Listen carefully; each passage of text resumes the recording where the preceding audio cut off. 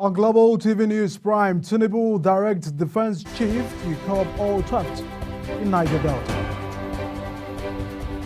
Business Tonight, Extractive Industry Agency says 1.8 billion naira fuel stolen from refineries in 9 years. And of course, seeing Car Gaming secures 99% of votes to win a full term as Rwanda president. In sports, Nigerian gamer shatters world record with 75-hour video game marathon. Hello and welcome to all of you in Nigeria and around the world to News Prime on Global Television, coming to you live from the nation's capital, Abuja. I am Edikan Michael. We begin tonight that the management of Global Television has paid a courtesy visit to the Nigerian Television Authority as part of efforts to establish collaboration. Managing Director and Chief Executive of Global Television, Dr. Ibrahim Biu, stated his commitment to contributing to the peace and development of Nigeria through the media. Queen Ageba has the rest of the report. We'll get that report from Queen shortly after now. The Group Executive Officer of the Nigerian National Petroleum Company Limited, Melikari, says President Bola Tinubu has given marching orders to the Chief of Defense Staff, General Christopher Musa, to curb all theft and vandalism in the Niger Delta region within the shortest possible time. According to him, the menace has become a national issue that needs to be surmounted to boost oil production in the country. Speaking to journalists at the Defense Headquarters in Abuja following a meeting of all security and intelligence agency heads convened by the Chief of Defense Staff, Kerry stated that achieving the desired economic stability will be impossible without curbing the oil theft and other crimes in the Niger Delta region. The Chartered Institute of Taxation of Nigeria has welcomed the Supreme Court verdict affirming the financial autonomy of local government in the country. The institute lauded the verdict in a statement signed by its acting registrar and the chief executive, Afolake Oso, noting that the ruling of the Apex Court will drive improved governance and in development at the grassroots level.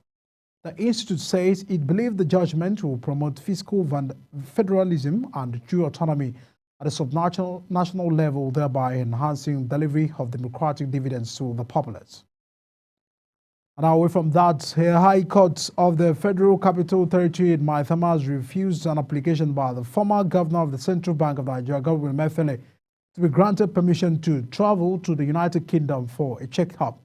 Emefiele is being prosecuted by the Economic and Financial Crimes Commission before an amended 20-count charge bordering on procurement fraud, obtaining by pretense and forgery while he is elsewhere as governor of the Apex Bank. At the resumed hearing on the application for medical leave, the trial judge, Justice Hamza Moza, held that Emefiele failed to supply sufficient reasons to show that the medical trip was essential and unavoidable. And now the Kogi State Independence Electoral Commission has fixed 19 October as the date for local government election across the state. These follow the Supreme judgment of last week that declared the caretaker committee running the phase of local government areas in the country illegal. Subsequently, the federal government says the allocation to these local government areas without elected officials will be withheld, as the Joint Allocation Account Committee is no longer recognized under the law. Lagos State Governor Babajide Sanwo-Olu has announced a farewell gift of 100,000 naira for each corps members departing the camp and a sum of 100 million naira for the NYSC support staff. This pledge was made during his address as a special guest of honor at the NYSC passing out parade and closing ceremony for the 2024 Batch B Stream 1 corps members held at the NYSC orientation camp in Akpaja. Governor Sanwo-Olu also announced a 5 billion naira pledge towards the construction of a permanent site for the National Youth Service Corps orientation camp in the state. We'll now bring the report of the Global Television Management visiting to the National Television Authority NTA earlier today. Queen Ageba has the details. The Managing Director of Global Television, Ibrahim Biu, paid a courtesy visit to the Director General of the Nigerian Television Authority at the NTA headquarters in Abuja. The visit aimed to foster stronger ties between the two media organizations, explore potential areas of collaboration, professional assistance, and to tap from the wealth of experience of the NTA. appear courtesical to NTA, knowing fully that NTA is the epicenter of broadcasting industry, not only in Nigeria but in Africa. Thank you very much. So we feel that we need to have a touch with you as a big brother to advise us in the industry, to see the area of cooperation, to see the area of support, and to see how we can move on together. In response, the Director General, NTA, Salihu Abdulhamid Dembos, represented by the Managing Director News, Ayodele Adewuyi, assured Global Television of its support and cooperation in areas they deem fit. Describing Global Television as one to be reckoned with, Ayodele urged the management not to hesitate in contacting NTA for assistance. This is a good tidings for the broadcast world in Nigeria, and I want to believe that with your dedication, commitment, and with the help of Almighty Allah, we succeed. And Global Television will be one to be reckoned with in the media space. Please, you'll be free, feel free to contact us, to reach us anytime. Areas that you may not have access to, that we will have access to, that areas will, I think we'll be able to cooperate, exchange content, so that for the benefit of the populace generally. Global Television, a news and current affairs station, has finalized plans to start their DSTV streaming service on Channel 365 and all multi-choice platforms from Thursday, 18th July 2024. Global Television, a news and current affairs station, has finalized plans to start their streaming service on DSTV, Channel 365 and all multi-choice platforms from Thursday, 18th July 2024. For Global Television, Queen Agaba reporting.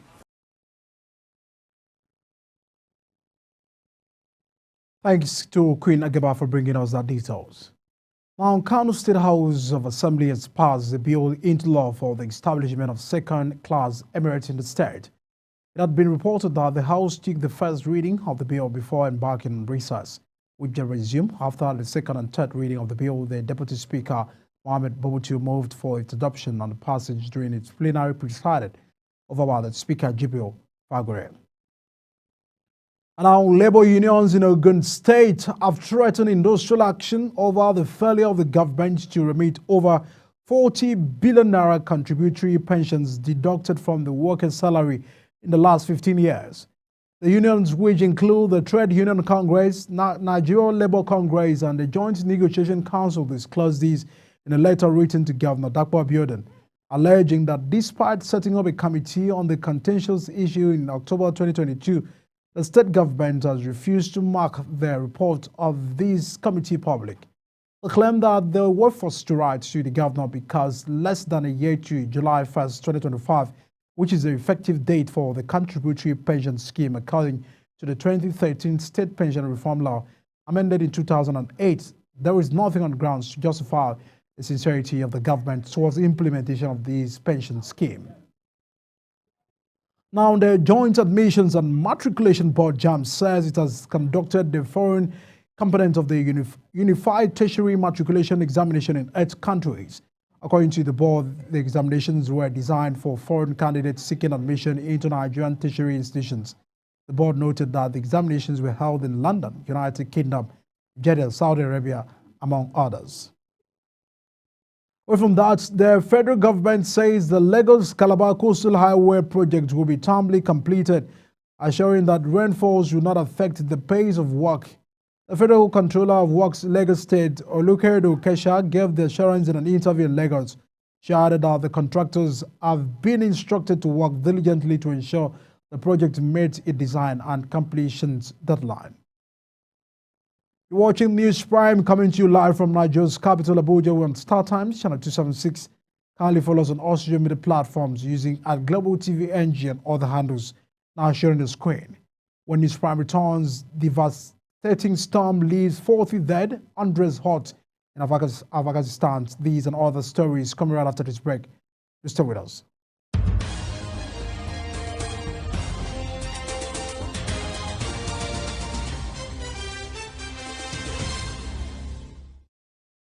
Welcome to Bayes University, Abuja, Nigeria, with a legacy of excellence and a vision for nurturing future leaders.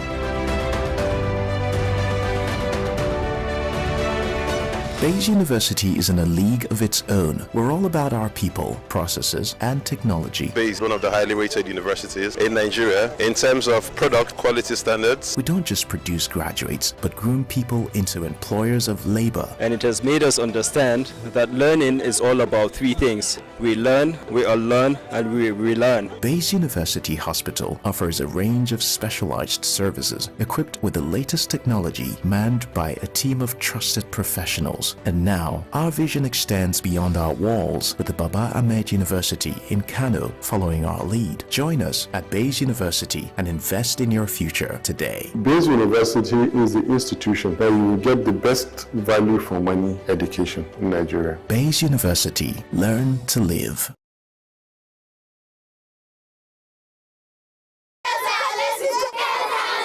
Hello, children. Gather around, let me tell you a story. Do you know that stories have a way of captivating the minds of children, bringing fun and imagination to teach them morals? Join Sharon Ajay as she takes you to explore the thrilling and exciting world of storytelling. I'll be sharing with you our next interesting story. Tune in every Saturday on Global Television, time 5:30 p.m.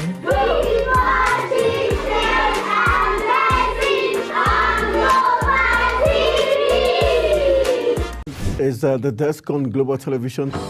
Nigeria. Come join Anthony Momodu on television's most compelling and facts-finding talk live show. We are the Palestinians. Because that this country gets it right. It's the Dex on Global Television, where we analyze and dissect storming issues and commentaries in the world's biggest black nation, Nigeria. Who is being held accountable for this money? The eyes have it. We stay and decide policies and reforms on the Dex. Tune in Mondays to Fridays, 5 p.m. to 6 p.m. on Global Television.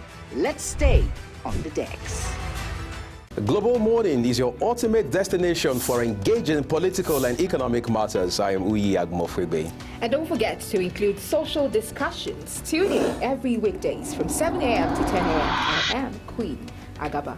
For insightful breakfast ideas, business summaries, sports highlights, international and local news perspective, I am Anthony Momodu. Don't miss the in-depth analysis of current and political issues by the Global Morning team and experts. I am Jumai Manson. Catch Global Morning here on Global Television. Getting on the action. I am Edikan Michael. We are the Global Morning team.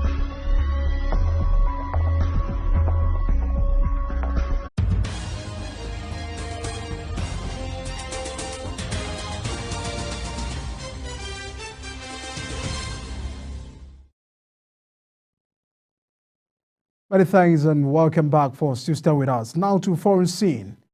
President of Rwanda, Paul Kagame, has won 99.15% of the votes from the country's presidential election to secure a fourth term in office.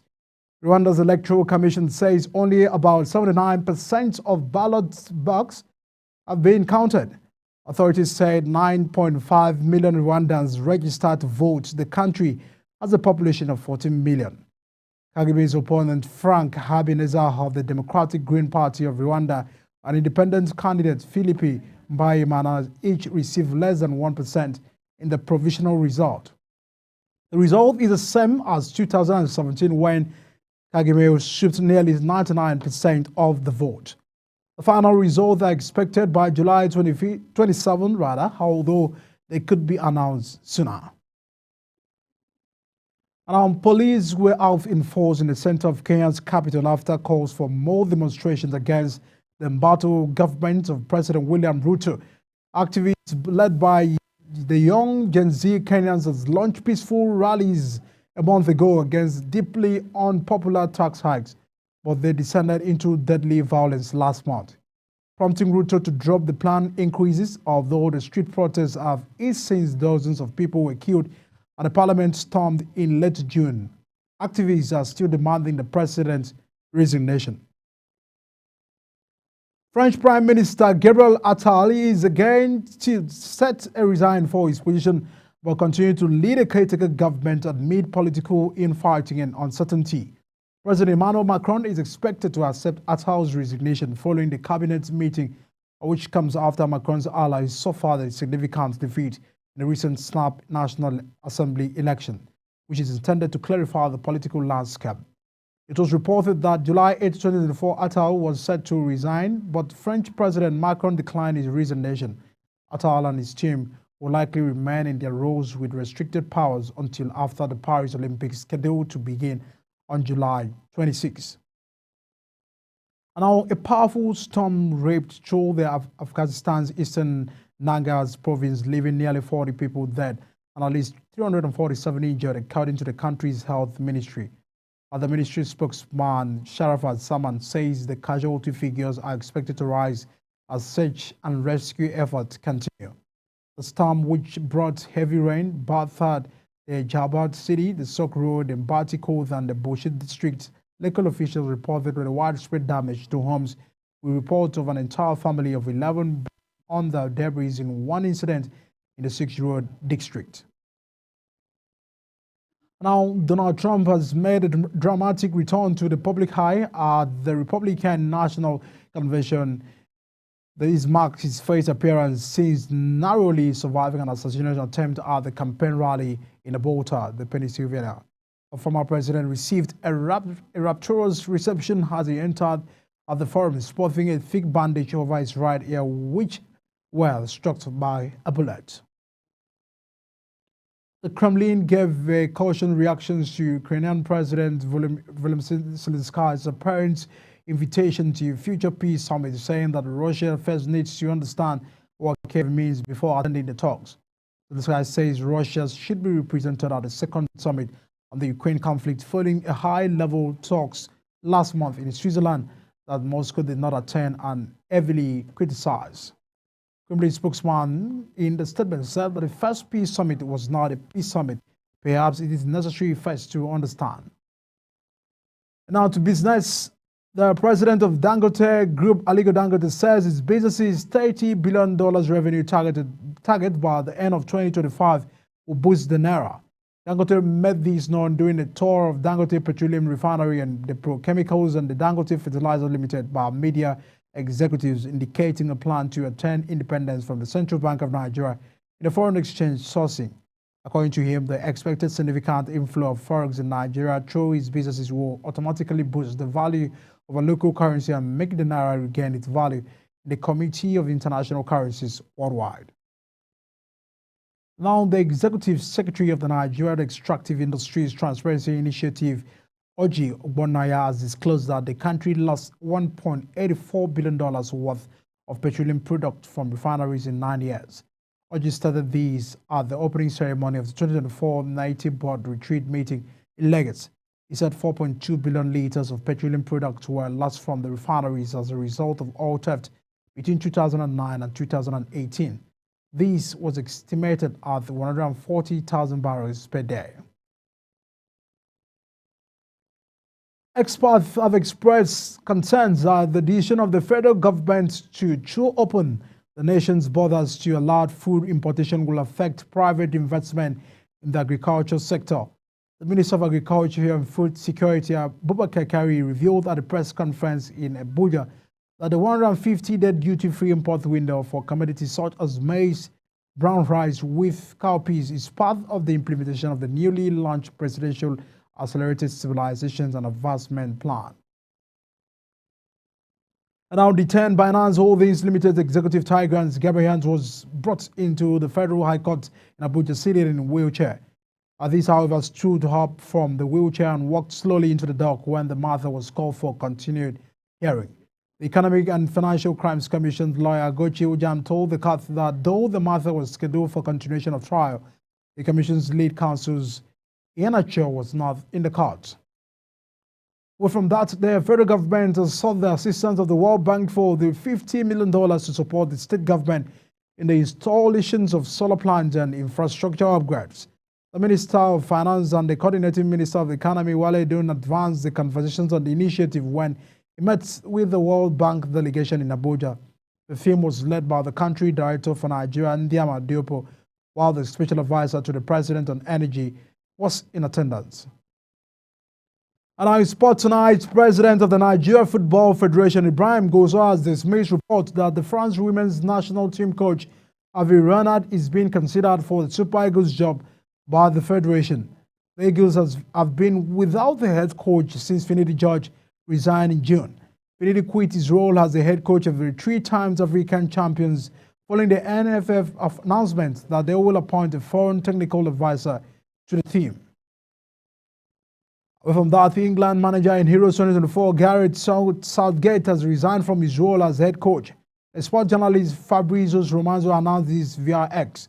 Southgate said, as a proud Englishman, it has been the honor of his life to play for England and to manage England. It has meant everything to him and will give it all. Colombian Football Federation President Ramon Yesurún has been released on bail following his arrest at the Copa America final, according to videos published in the Colombian media. The Miami-Dade country police file indicated Yesurún has been arrested on the charges of assault on officer and employee at the Hard Rock Stadium. Security guards refused the Yesurún access to the field with his son and other family members for the award ceremony after Argentina defeated Colombia 1-0.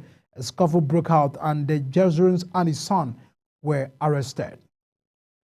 Let's also inform you that Kylian Mbappé has been unveiled as a new Real Madrid player at the Santiago Bernabeu Stadium in Madrid. He comes as a 25-year-old complete his free transfer from Paris Saint-Germain after his contract expired. Mbappé was unveiled sporting the iconic number 9 jersey that famously has been worn by the legends of the club such as Cristiano Ronaldo, Karim Benzema, Ronaldo Javier Suarez, and Roberto Soldado. And now, a 24-year-old Nigerian man, Oside Olumwemi, known as Keride, has set a new Guinness World Record for the longest video game marathon playing a soccer game.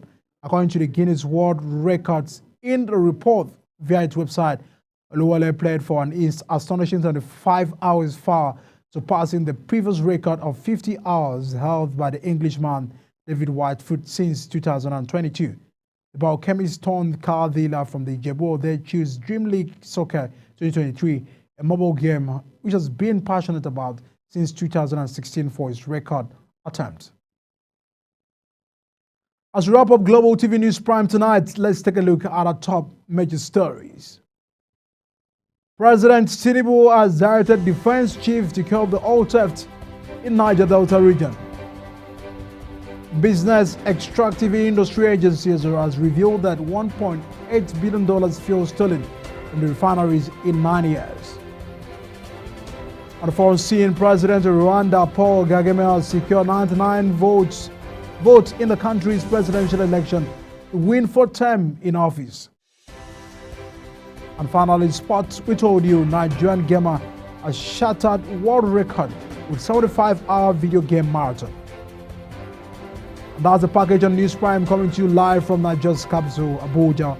We're on StarTimes channel 276. Ali follow us on all social media platforms using @GlobalTVNG and other handles now shown on the screen. I am Edikan Michael. Many thanks for staying with us tonight. See you again.